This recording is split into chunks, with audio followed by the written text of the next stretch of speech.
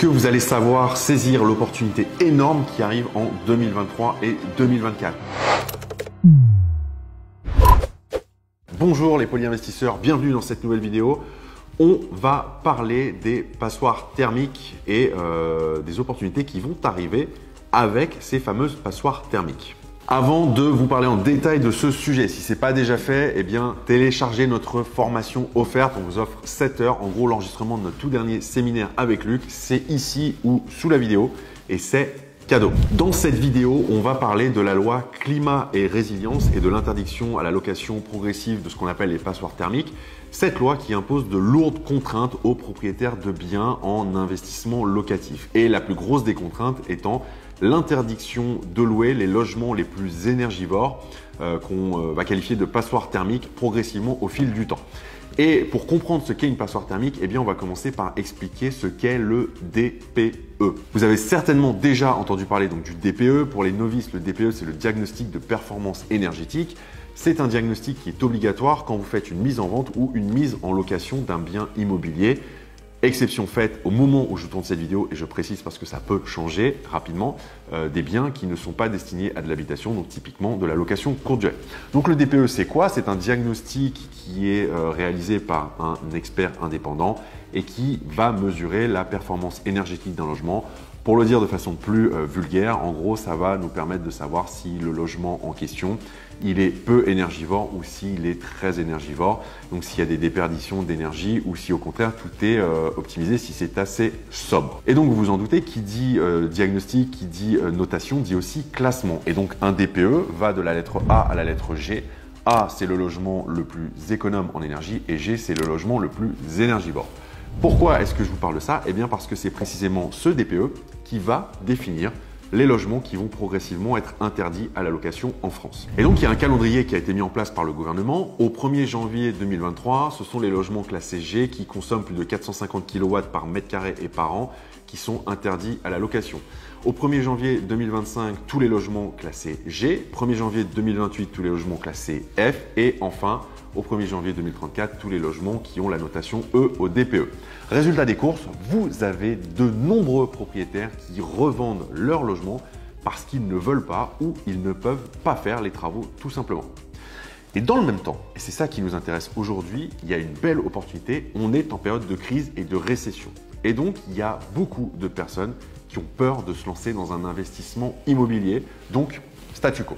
Alors que déjà, qu'en temps normal, acheter un logement avec des travaux, ça élimine beaucoup de monde parce que la plupart des gens sont comme ça quand il s'agit de faire des travaux, et bien là, clairement, on va se le dire, la concurrence, elle devient quasiment nulle. Et tout de suite, là, maintenant, il y a 140 000 opportunités parce qu'on estime qu'il y a 140 000 logements qui vont être interdits à la location au 1er janvier 2023.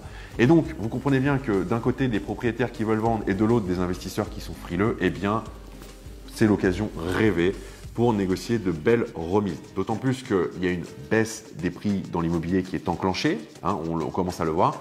Même si au moment où je tourne cette vidéo, il y a encore de nombreux propriétaires qui ne l'ont pas intégré, qui refusent de l'admettre, mais la baisse des prix, elle est belle et bien enclenchée. On va faire juste un tout petit parallèle avec la crise de 2008, mais qu'est-ce qui s'est passé en 2008 avec la crise des subprimes, même si le contexte était un petit peu différent.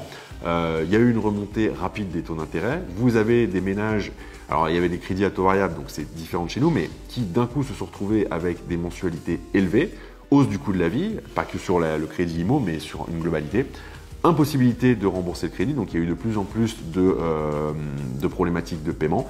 Et donc, les maisons ont été vendues, les maisons hypothéquées ont été vendues, ce qui a pris cassé souvent, ce qui a accéléré la baisse des prix, etc., etc. Et qu'est-ce qui se passe au moment où je tourne cette vidéo en France? Eh bien, les taux d'intérêt remontent, l'inflation est de retour et la baisse des prix est enclenchée. Donc, je ne suis pas devin, je ne vais pas vous dire qu'on est en train de vivre exactement la même situation, mais il y a quand même beaucoup de similitudes, donc ça mérite qu'on s'y intéresse. En plus de ça, qu'est-ce qui se passe? Vous avez quand même pas mal d'investisseurs immobiliers qui jettent l'éponge parce que, on va pas se mentir, investir dans l'immobilier quand on n'est pas bien accompagné, eh bien c'est pas facile que ça, j'en sais quelque chose. Et il faut savoir aussi que la France est toujours en pénurie de logements. Vous avez seulement 27% des annonces immobilières qui concernent des locations. Donc on va vous dire qu'il y a un gros déséquilibre. Et pire que ça, les annonces en location de petites surfaces sont en recul de 10% en moyenne sur l'année 2022 par rapport à 2021. Et donc vous comprenez pourquoi je vous dis qu'il y a une... Enfin voilà, pour moi c'est vraiment l'opportunité de 2023 et 2024. On est dans un contexte où les gens ont peur, on va en reparler dans un instant. Il y a de moins en moins de personnes qui ont envie de se positionner. Voilà, beaucoup de gens, vous en faites peut-être partie, préfèrent attendre, garder de l'argent de côté, surtout ne pas prendre de risques. Et pourtant, vous allez voir que c'est dans les périodes de crise que la prise de risque paye le plus. Et donc, pour revenir au sujet des logements, des passoires énergétiques, eh bien, il y a de belles opportunités parce que vous avez vraiment la possibilité d'acheter à prix cassé des logements. Bien sûr, ça va nécessiter de faire les travaux de rénovation adéquats et c'est ça qui est intéressant. Vous n'êtes pas obligé de rénover de fond en comble pour faire remonter ces logements dans des meilleures notes de DPE. Ce qu'il faut, c'est être malin et cibler les travaux qui vous permettent d'améliorer le DPE, c'est-à-dire la toiture, l'isolation des murs, les fenêtres et le chauffage. Installer de quoi ventiler le logement. Il faut savoir qu'un logement qui est mal ventilé, c'est 20% d'une mauvaise performance énergétique, 20% d'une déperdition. Ça peut paraître contre-intuitif parce qu'on se dit s'il n'y a pas de ventilation, c'est bien isolé. Oui, mais la problématique, c'est qu'un logement qui est trop bien isolé et qui n'a pas de ventilation, eh bien, il n'y a pas d'air qui circule, donc ça va moisir. Vous allez avoir des moisissures à l'intérieur et donc c'est pas non plus le bon plan. En plus de ça, on est quand même dans une période où il existe de nombreuses aides pour vous aider à faire les travaux de rénovation. Et si ça vous intéresse, je vous invite à aller voir ici la vidéo que j'avais faite il y a un an sur le sujet. Et cerise sur le gâteau, il y a quand même beaucoup de dispositifs fiscaux pour vous inciter à faire des travaux de rénovation. Vous avez le dispositif de Normandie avec l'opération Cœur de Ville. Vous avez le doublement du déficit foncier. Qui est une nouveauté sur les travaux d'amélioration énergétique et vous avez toujours l'amortissement des travaux quand vous faites du LMNP, du LMP ou que vous investissez en société, etc.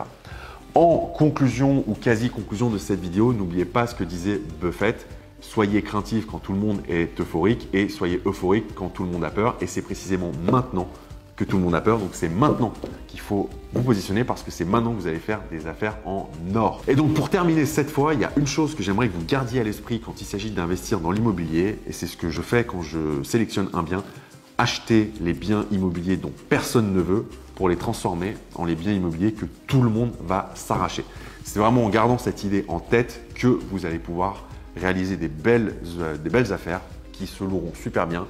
Et le jour où vous voudrez les revendre, c'est là que vous allez faire de très belles plus-values et c'est comme ça que vous allez accélérer votre enrichissement. Ce que vous pouvez faire maintenant, c'est nous dire dans les commentaires sous la vidéo si vous avez prévu de vous positionner sur ce type de bien, si vous avez déjà négocié une belle remise sur une passoire thermique ou si au contraire, parce que ça peut arriver encore aujourd'hui, vous vous retrouvez face à des propriétaires qui, à l'heure actuelle, ne veulent rien entendre et ne restent campés sur leur idée que les prix sont élevés et qui n'ont pas encore intégré qu'ils avaient un bien qui était inlouable avec beaucoup de travaux et que s'ils voulaient le vendre, eh bien, ils allaient devoir faire des concessions. Merci à vous d'avoir regardé cette vidéo. Si ça vous a plu, comme d'habitude, vous cliquez sur la cloche, vous vous abonnez, vous faites le pouce ou pas dans le même ordre, mais vous le faites dans tous les cas. Comme ça, vous serez prévenu dès qu'on publiera une nouvelle vidéo, que ce soit Luc, moi ou nous deux en même temps. Et quant à moi, je vous dis merci d'avoir regardé cette vidéo jusqu'au bout et à très bientôt pour une prochaine. Ciao!